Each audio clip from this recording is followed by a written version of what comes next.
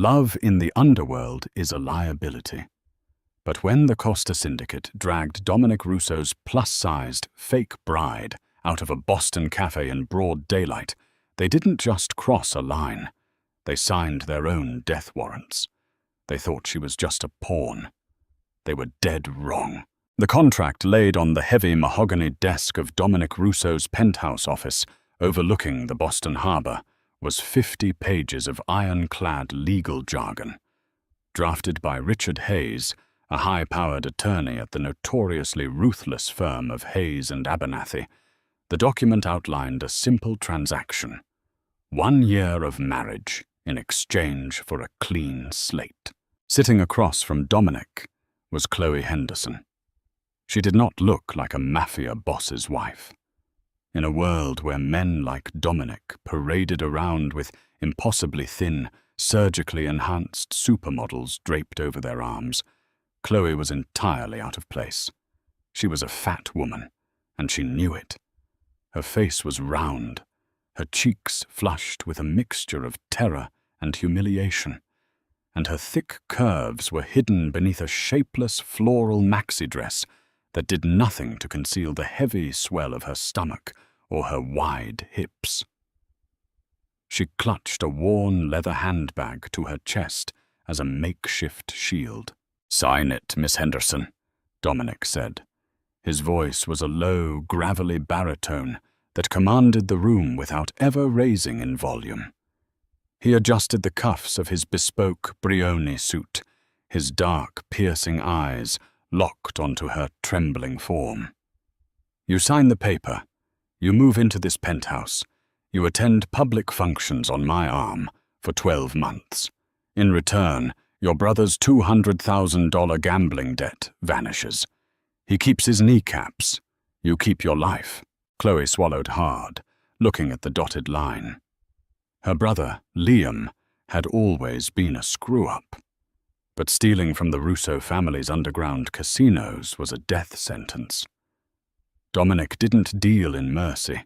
He dealt in leverage. And right now, Dominic desperately needed a wife.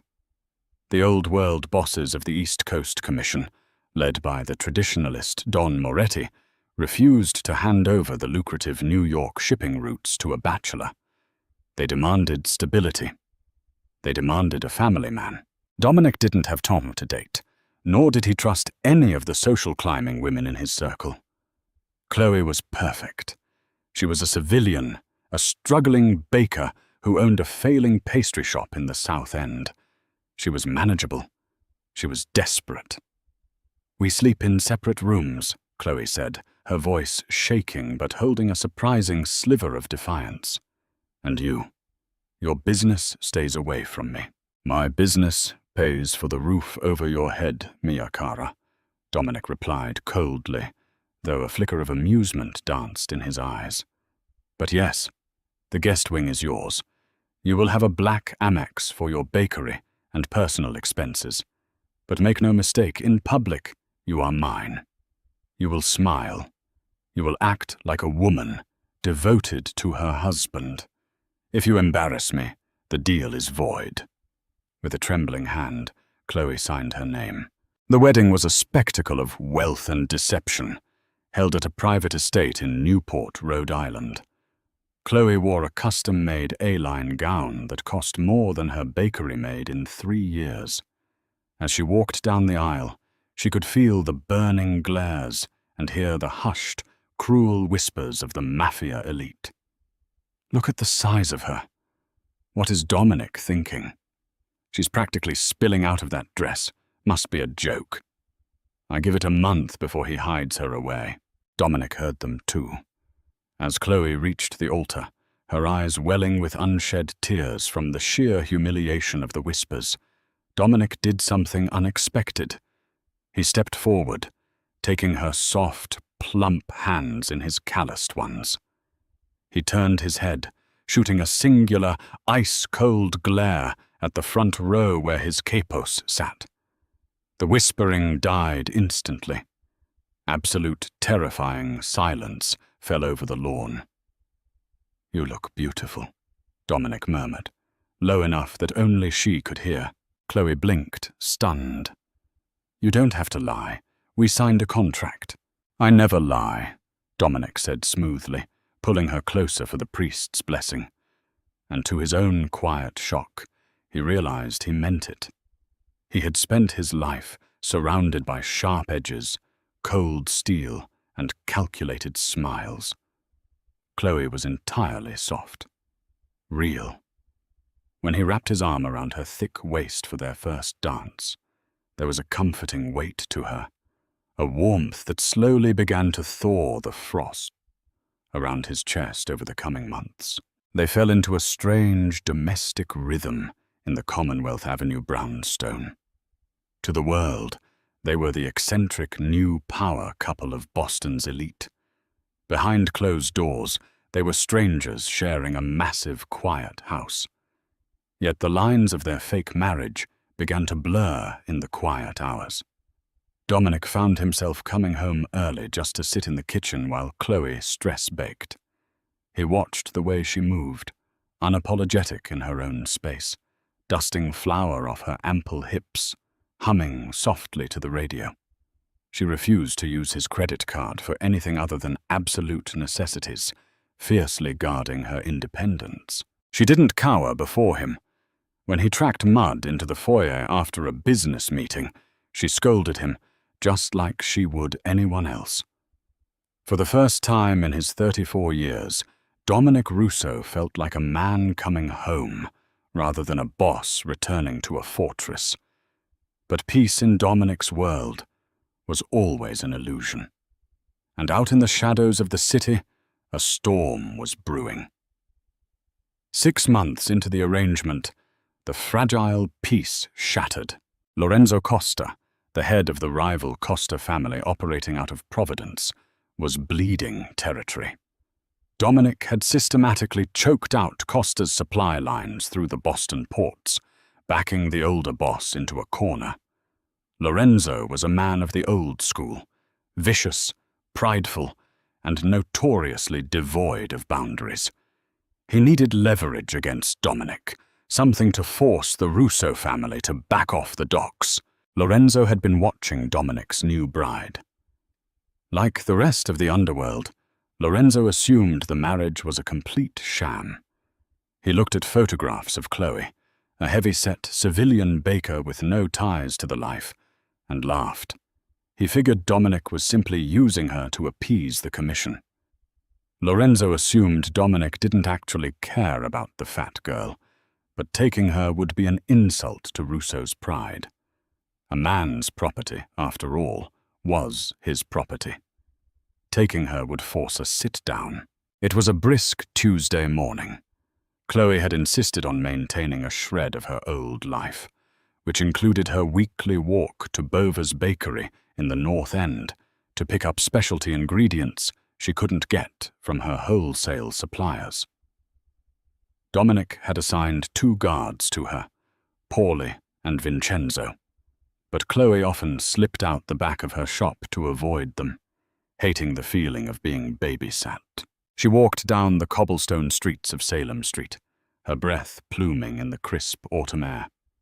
She was wearing a thick wool coat over a heavy sweater, her mind preoccupied with a new recipe for ricotta pie. She didn't notice the black Lincoln Navigator idling near the corner of Prince Street. As she crossed an alleyway, a heavy hand clamped over her mouth. Chloe screamed, but the sound was muffled against a leather glove. Rough hands grabbed her arms. She fought fiercely, her heavy frame making it difficult for the 2 men to easily lift her. She threw an elbow, catching one of the attackers in the jaw. "Grab her legs, you idiot! She's heavier than she looks!" hissed Frankie, the rat Lanza, Lorenzo's chief enforcer. "Get off me!" Chloe shrieked as the glove slipped for a fraction of a second, but a heavy blow to the side of her head sent a shockwave of dizzying pain through her skull. Her vision blurred. Before she could recover, she was shoved violently into the back of the SUV, her knees scraping against the floorboards.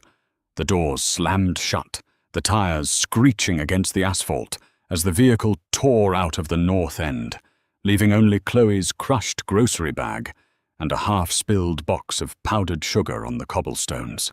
30 minutes later, Dominic Russo was sitting in a smoke-filled back room at his legitimate front, a high-end steakhouse in the Seaport district.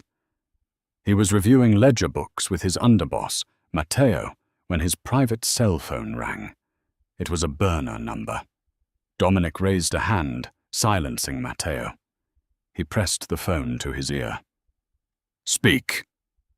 "Dominic, boy, you're a hard man to reach."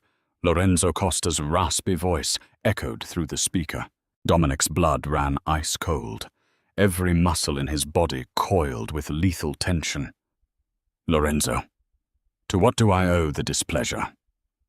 "I'm looking at something of yours." Lorenzo chuckled, a nasty, wet sound. "Or, well, a lot of something. Your wife." "Jesus, Dom, you couldn't afford a gym membership for her with all that money you're stealing from my ports." The world stopped spinning. The air in the room seemed to vanish. Dominic stood up so fast his heavy oak chair crashed backward onto the hardwood floor. Matteo jumped to his feet, his hand instinctively flying to the holster under his jacket, recognizing the terrifying shift in his boss's demeanor. "Where is she?" Dominic's voice wasn't a yell. It was a deadly, hollow whisper. "Relax. The fat cow is breathing. For now," Lorenzo sneered. "Here is the deal, Russo. You sign over the deed to the Providence shipyards, and you pull your men out of the south side. You do that, and I'll send your fake little wife back to you. Might even send her back in a freight truck, given her size." Lorenzo laughed at his own joke. It was the last mistake he would ever make. In that fraction of a second, the carefully constructed facade of Dominic Russo, the calculating businessman, the cold strategist, completely shattered. The men in Dominic's crew had always whispered about his temper, but few had ever seen the true, unhinged monster that lurked beneath his tailored suits. Hearing another man demean Chloe, hearing the absolute terror he knew must be coursing through her right now, it broke something deep inside him. The marriage might have started on paper, but the wrath awakening in his chest was a terrifying, all-consuming reality. "Lorenzo," Dominic said, his voice vibrating with a demonic calm. "Listen to me very carefully. You are a dead man. Your capos are dead men. Your soldiers, your associates, the men who drove the car, dead. Big talk for a man whose wife has a gun to her head," Lorenzo spat, losing his bravado. "You have 24 hours to hand over the docs, or I put a bullet in her brain." The line went dead. Dominic stared at the phone. He slowly closed his fist, the expensive smartphone cracking and splintering under the immense pressure of his grip, shards of glass cutting into his palm. He didn't feel it. Blood dripped onto the Persian rug. He looked up at Matteo. His eyes, usually an unreadable dark brown, were pitch black. "Call everyone," Dominic ordered, his voice echoing off the walls like the tolling of a funeral bell. "Empty the armories. Call the cleaners. Call the hitters in New York." Matteo swallowed hard, terrified. "Boss? All of them? That's a war. The commission? Fuck the commission!" Dominic roared, overturning the massive heavy oak table with one violent heave. Papers and ledgers flew into the air. "Costa took my wife. He put his hands on my wife." He stalked toward the door, pulling his custom 1911 pistol from his shoulder holster, checking the chamber with a sharp mechanical clack. "Matteo," Dominic said, pausing at the door, the shadows of the room clinging to him like a shroud. "I want Costa's men found, and when you find them, I don't want them dead. I want them wishing they were. We are going to burn this city to the fucking ground until she is back in my arms. Dominic's wrath wasn't a sudden explosion. It was a methodical, terrifying plague that swept through the underbelly of Boston. Within an hour of Lorenzo Costa's phone call, the Russo syndicate transformed from a structured business empire into an absolute war machine. The usually bustling streets of the North End grew eerily quiet as Dominic's enforcers flooded the pavement. They weren't looking for negotiations. They were looking for blood. Dominic personally led the hunt. He stripped away the veneer of the civilized businessman, trading his bespoke suit jacket for a tactical Kevlar vest and a heavy trench coat. His face was a mask of cold, unyielding stone, but his dark eyes burned with an infernal fury.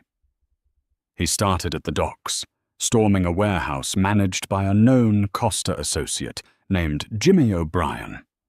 Dominic didn't bother with a subtle approach. He drove a reinforced armored SUV straight through the loading bay doors, crushing crates of smuggled contraband before stepping out into the dust and chaos, his custom pistol drawn. "Where is the navigator?" Dominic roared over the screams of terrified dock workers. Jimmy O'Brien, trembling and bleeding from a shattered collarbone, tried to crawl away. Dominic pinned the man's ankle with his heavy combat boot, pressing down until a sickening crack echoed in the cavernous space. Jimmy wailed in agony. "Lorenzo has my wife. You have 10 seconds to tell me which hole that rat crawled into, or I will feed you to the harbor piece by piece." Jimmy gasped, choking on his own blood, and confessed. He gave up an abandoned meat-packing plant on the outskirts of Providence, nestled near the dark waters of the Seekonk River. Dominic didn't even grant the man the mercy of a quick death. He left Jimmy bleeding for the police and ordered his men to burn the warehouse to its foundations. Meanwhile, miles away in Rhode Island, Chloe Henderson was living a nightmare. She was shoved violently into a freezing, rust-scented room inside the derelict meatpacking plant. Her wrists were bound tight with heavy zip ties, chafing her soft skin raw. She was forced into a hulled metal folding chair in the center of the room. A single harsh bulb swung overhead, casting long, menacing shadows against the blood-stained tiles. Lorenzo Costa paced around her like a feral dog. He was a gaunt, ugly man, with a face scarred by decades of street violence.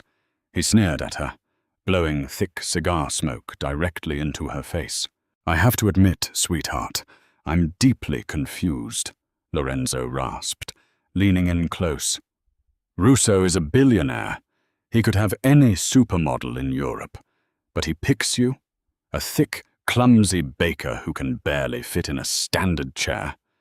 It's laughable. He's using you, piggy. You're just a pawn for his commission standing." Chloe coughed, her eyes watering from the acrid smoke. Her head throbbed violently from the blow she had taken during the abduction, but a stubborn fire ignited in her chest. She had spent her entire life being bullied for her weight. She had endured cruel whispers, judgmental stares, and the constant feeling of being less than enough. But Dominic hadn't treated her that way. Dominic had looked at her with respect. He had defended her. He had made her feel safe. "He might be using me," Chloe said, her voice shaking but laced with a surprising venom. She lifted her chin, refusing to break eye contact with the mobster. "But you clearly don't know Dominic Russo if you think he lets people touch what belongs to him. I am his wife. Fake or real, it doesn't matter. You crossed a line. He isn't going to negotiate with you, Lorenzo. He is going to kill you." Lorenzo's face twisted in rage. He backhanded her across the cheek, a sharp cracking sound that echoed through the empty plant. Chloe gasped, tasting copper as blood pooled in her mouth. Her cheek stung fiercely, But she didn't cry. She stared back at him, defiance radiating from her heavy, beautiful frame. "Hit me again," she whispered fiercely. "Every bruise you leave on me is another bone he is going to break in your body." Before Lorenzo could raise his hand again, a deafening explosion rocked the foundation of the building. The heavy steel door at the far end of the corridor blew entirely off its hinges, flying through the air and crashing into the concrete wall with the force of a freight train. Alarms blared to life. Gunfire erupted, a chaotic, deafening symphony of automatic weapons tearing through the night. Lorenzo froze, the color completely draining from his scarred face. Frankie the Rat burst into the room, his clothes covered in concrete dust and blood. "Boss, it's Russo. He brought the whole fucking army. They're slaughtering everyone." The assault was a masterclass in brutal efficiency. Dominic Russo didn't just breach the meatpacking plant. He decimated it. His highly trained strike team moved with lethal precision, systematically eliminating every Costa soldier who dared to raise a weapon. The air grew thick with the smell of gunpowder and copper. Dominic was a phantom of death, moving through the dimly lit corridors with terrifying speed.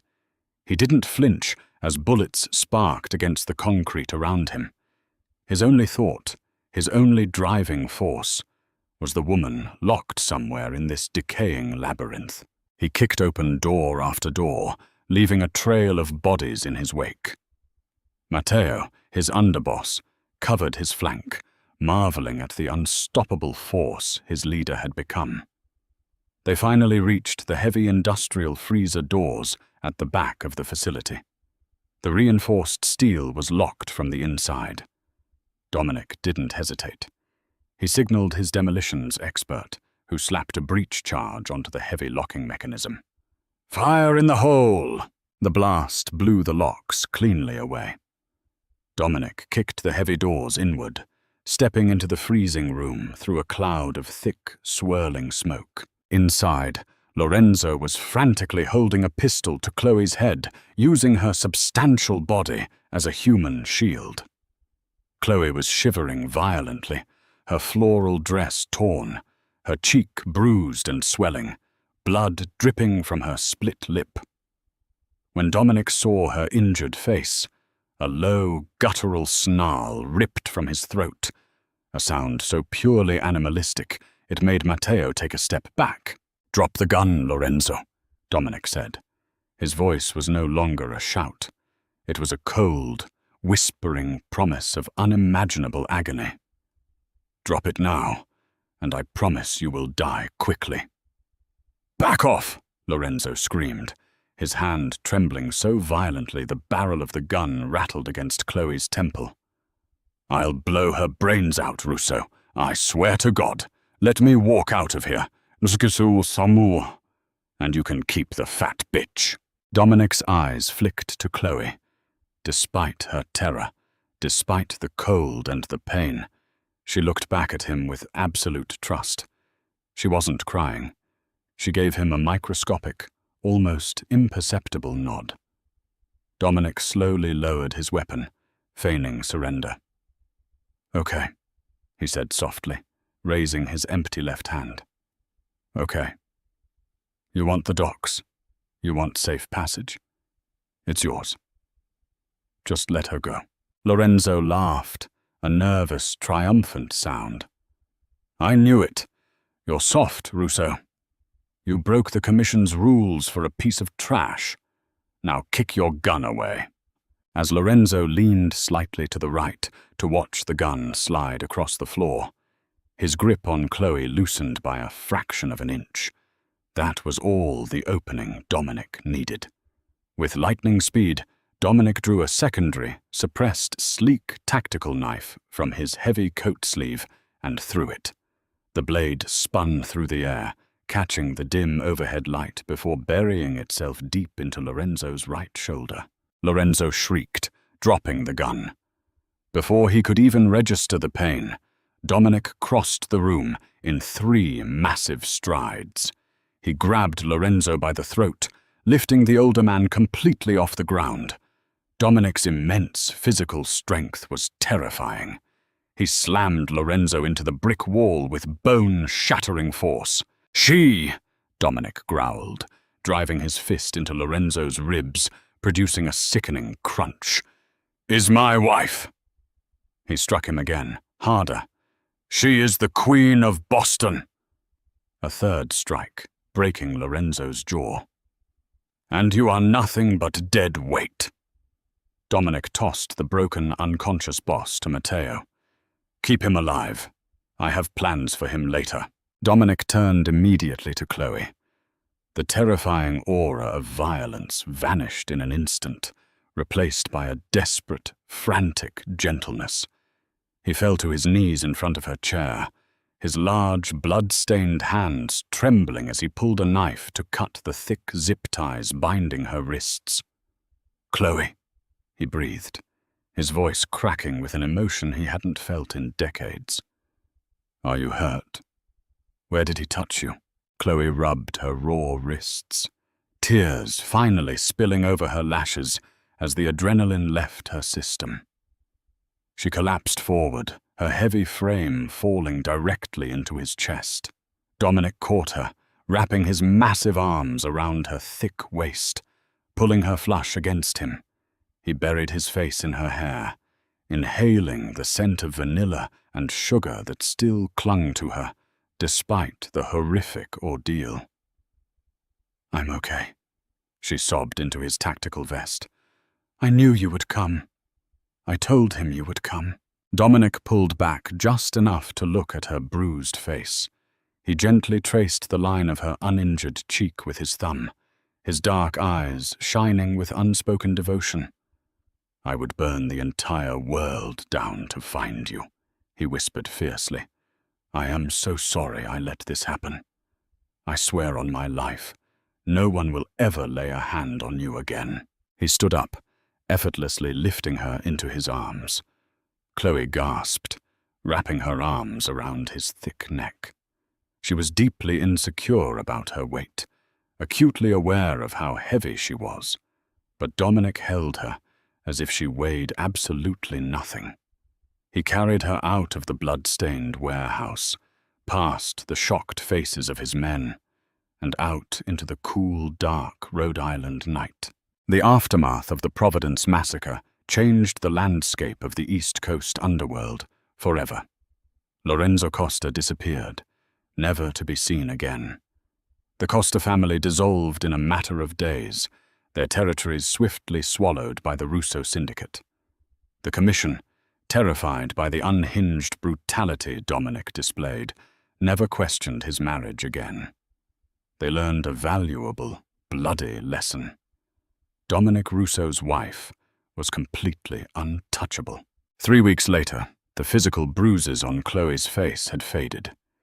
She was back in the safety of the Commonwealth Avenue brownstone, standing in the massive kitchen, wearing one of Dominic's oversized dress shirts. She was attempting to bake a batch of cinnamon rolls, the scent filling the quiet home. Dominic walked into the kitchen, dressed in sweatpants and a simple t-shirt, completely stripped of his mafia armor. He walked up behind her, wrapping his arms securely around her soft, wide stomach, pulling her back against his solid chest. He rested his chin on her shoulder, pressing a soft kiss to her neck. "You're working too hard," he murmured. Chloe smiled, leaning into his warmth. "I have to keep my hands busy. Besides, the contract says I get an unlimited budget for baking supplies." Dominic turned her around, his dark eyes completely sincere. "The contract is gone, Chloe. I burned it yesterday." Chloe's breath hitched. She looked up at him, her heart pounding against her ribs. "You burned it? But the deal—" "There is no deal," Dominic said softly, bringing a hand up to cup her face.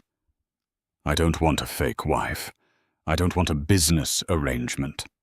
I want you. All of you. Exactly as you are. Tears pricked Chloe's eyes. For the first time in her life, she didn't feel the need to hide her curves or shrink herself down to fit into someone else's expectations. Dominic Russo, the most dangerous man in Boston, looked at her like she was the most precious treasure on earth. "Are you sure?" she whispered. "I'm not exactly mob wife material." Dominic smiled, a rare, genuine expression that lit up his entire face. He leaned down, capturing her lips in a deep, passionate kiss that sealed their true vows. "You are exactly what I need," he said against her mouth. "You're perfect." And as he held her in the safety of his empire, Chloe finally knew that the terrifying mafia boss hadn't just saved her life. She had saved his soul. Did this thrilling mafia romance capture your heart? If you loved watching a ruthless boss tear down the criminal underworld for the woman he loves, hit that like button and share this story with your friends. Please do not forget to subscribe to our channel for more intense, pulse-pounding drama and unforgettable love stories. We bring you the best twists, fierce heroines, and unstoppable heroes every single week. Drop a comment below with your favorite moment today. See you soon.